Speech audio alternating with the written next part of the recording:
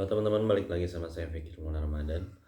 Kali ini kita akan bahas terkait bukunya Edward de Bono. Mungkin teman-teman udah pernah dengar atau bahkan sering ya. Dia yang menggagas satu ide soal six thinking hat. Jadi 6 konsep berpikir dari 6 topi. Ini digagas untuk membuat satu diskusi paralel ya. Diskusi yang tidak yang outputnya sudah jelas akan dicapai dan outputnya akan lebih berkualitas dibandingkan diskusi-diskusi yang dilakukan secara sporadis gitu ya. Dia menjadi menganalogikan cara berpikir itu menjadi 6 warna. Pertama adalah topi hitam. Nah, topi hitam itu adalah cara berpikir yang kritis. Jadi misalkan kita ada 6 diskusi, ada 6 orang ya. Ada 6 orang yang sedang berdiskusi. Nah, kita bagi peran-peran topi tersebut kepada masing-masing orang. Pertama, topi hitam. Topi hitam itu adalah seorang kritikus. Topi yang digunakan oleh seseorang yang ya ditugaskan untuk mengkritik satu pertanyaan gitu. Dan kemudian ada topi putih. Topi putih adalah topi yang ditugaskan atau topi yang diberikan kepada seseorang untuk berperan menjadi seorang informan ya. Dia memberikan seluruh informasi terkait topik diskusi yang dibahas. Nah, topi putih dan topi hitam ini bisa digunakan sebenarnya secara bersamaan karena ini sifat diskusinya paralel gitu.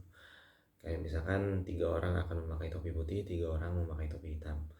Nah, selama diskusi tersebut, si orang yang bertugas sebagai topi putih akan bersifat atau bertugas untuk memberikan informasi yang detail, banyak, dan menyampaikan banyak informasi terkait diskusi yang sedang dibangun kayak gitu.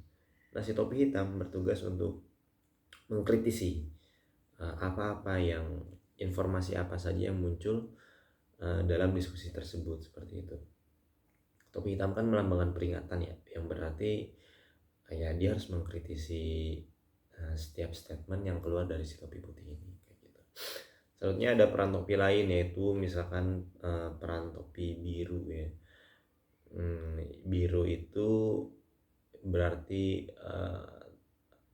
seseorang yang ditugaskan untuk berpikir secara sistematis.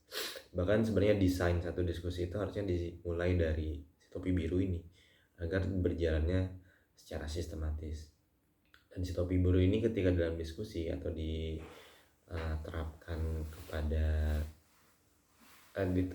atau diberikan perannya kepada seseorang, maka dia yang akan seperti memoderatori, tapi dia juga harus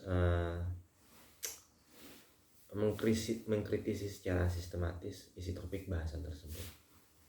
Selanjutnya ada peran topi kuning.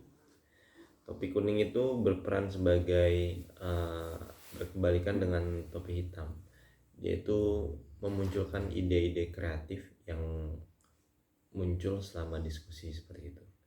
Ini berkebalikan dengan topi hitam yang selalu mengkritisi.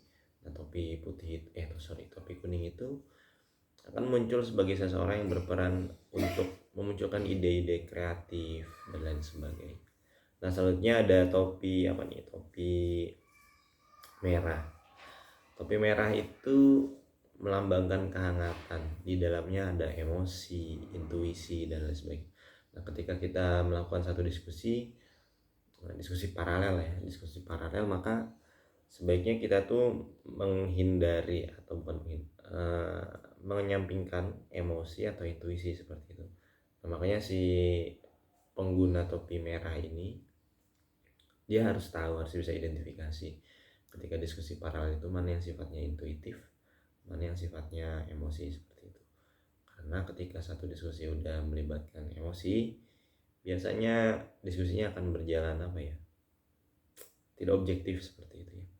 Nah, selanjutnya yang terakhir adalah topi bundar, bukan topi kuning. Sorry. Topi hijau.